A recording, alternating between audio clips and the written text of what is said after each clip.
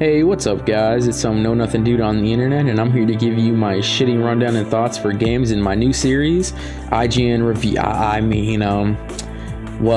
Fuck you doesn't have a name yet, but basically it's just gonna be some incoherent rant that goes nowhere. And today's video is about Final Fantasy 15, but you probably already knew that from the title. Basically, if you don't know what Final Fantasy is and have been living under a fucking rock for the last 30 years, Final Fantasy is a turn-based JRPG series published by Squaresoft in 1987. Now known as Square Enix, FF15 is Square's newest project and is an open-world action RPG for the Xbox One and PS4. But no PC because you're all a bunch of fucking casuals. Its biggest difference from its predecessors is its real-time combat system, where you, the player, actively control shit like dodging, attacking, blocking, and parrying. Other games in the franchise have done active combat before, but it's mostly been in spin-offs and prequels, and we don't talk about that. Now, I'm not gonna sit here and suck this game's cock just because it's been in development for 10 years and I've been waiting this entire time. I mean, look at this shit. It was announced in 2006 and been fucking pushed back for 10 goddamn years, just sitting there delaying it back year after year after year. And for what? A homoerotic camping trip cross country with 4 men? And you know what? I'm pretty satisfied. Nani? Nice, nice! Very nice, Shiza-chan! Don't get me wrong, this game isn't a 10-year wait good, but that doesn't immediately dismiss it. The story revolves around 20-year-old Noctis Lucius Calum, the Prince of Lucius, which is what his middle and last name derives from, if you fucking couldn't piece that one together yourself. It takes place on a planet named Eos, which is basically supposed to be a parallel Earth, and the main game takes place, what a surprise, in the country of Lucius.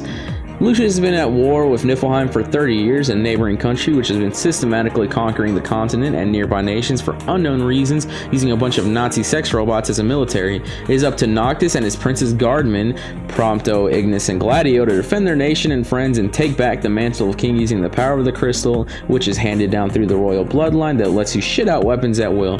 And bida boom bida bam, there's a fucking history lesson. You guys should be fucking thanking me. Combat in the game feels nice and smooth, and you have your band of merry fuckwits aiding you in the battle using special moves that can be unlocked and leveled up through the Ascension Grid, which is basically the spear grid from FF10, but not as retarded and doesn't require any outside items, only the ability points you gain from actually battles and shit like that.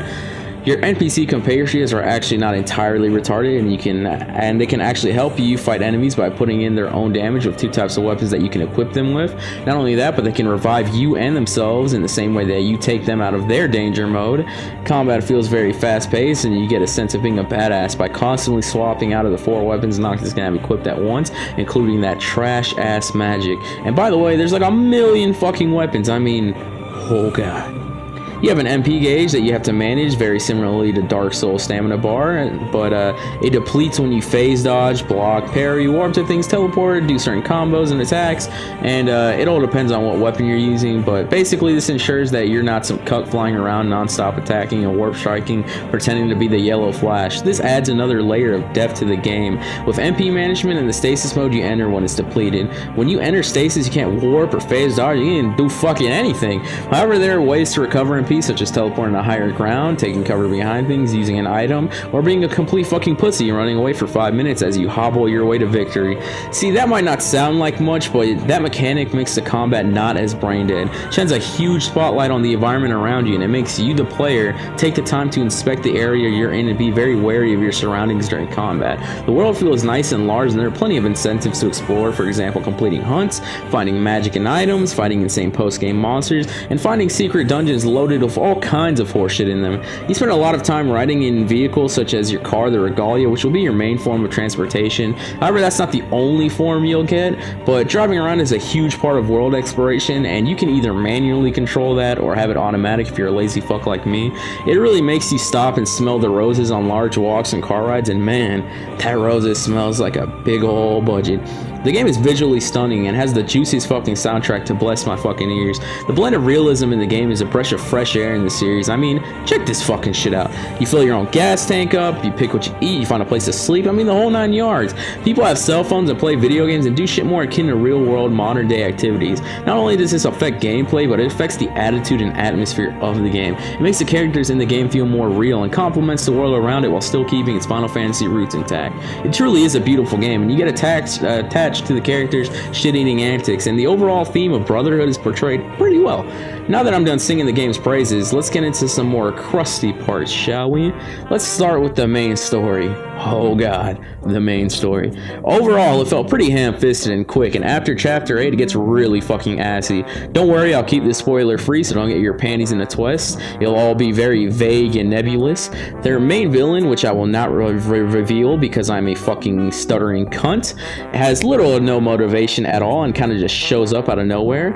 Throughout the game, the story is very loose and doesn't really present itself as well as it could have. It basically just ends for the sake of closing the game.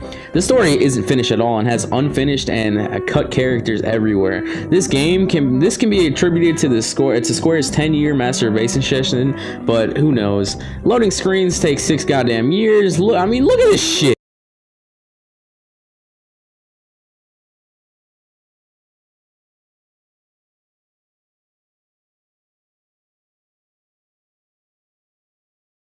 None of the characters except the main 4 half-wits feel fleshed out and important enough for me to give a fuck about, except for Burst Girl Ariana. Mostly because the other characters don't get the spotlight or design or really fucking anything to give them a connection to the audience. I mean, why the fuck were you even here? Sometimes exploring a place feels like a chore and you end up looking around going, where the fuck is it? While searching for some item or location that's blocked off because of fucking invisible walls all over the place. But I guess that didn't happen enough to where I wanted to kill myself. But speaking of wanting to kill myself, how about that fucking camera, fellas? It can be the biggest piece of shit and just gets you straight up bodied. It just randomly flips out and just has these spasms that throw you off while you're in combat.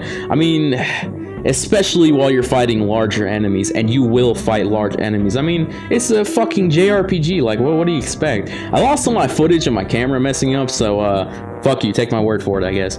But on a serious note, overall, Final Fantasy 15 is a pretty good game. It's a beautiful world and its open-endedness really attributes to that. The bond between characters really hits base with me for some reason. Granted, there is a bunch of other shit outside the game that pushes the narrative forward, one being Brotherhood, an anime adaptation for the game before it was released, but you shouldn't have to go that far outside of the series to basically get very necessary character motives and developments for your 4 main characters.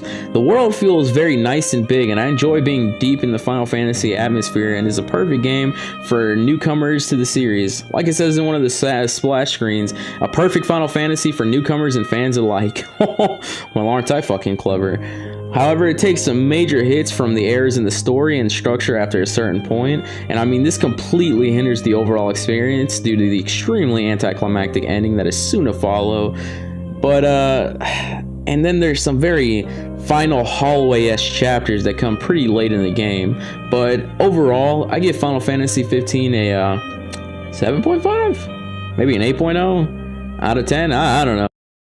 Hey guys, time for me to be a fucking whore and shill myself. Like, favorite, and subscribe to the Misfit Pawn. We do games and movies and all kinds of fucking horse shit.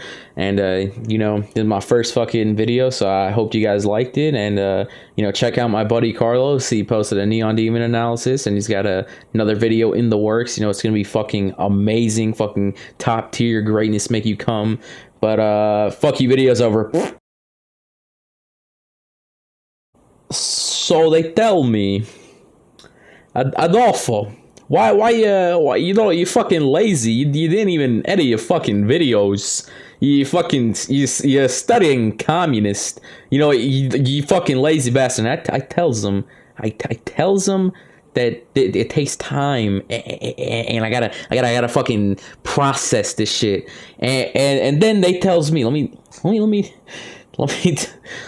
tell you what they told me. They told me, well, what the fuck are you doing? This is like a fuck your review or something. And I was like, whoa, let's not get ahead of ourselves. This is a very deep intellectual. Fuck me, man.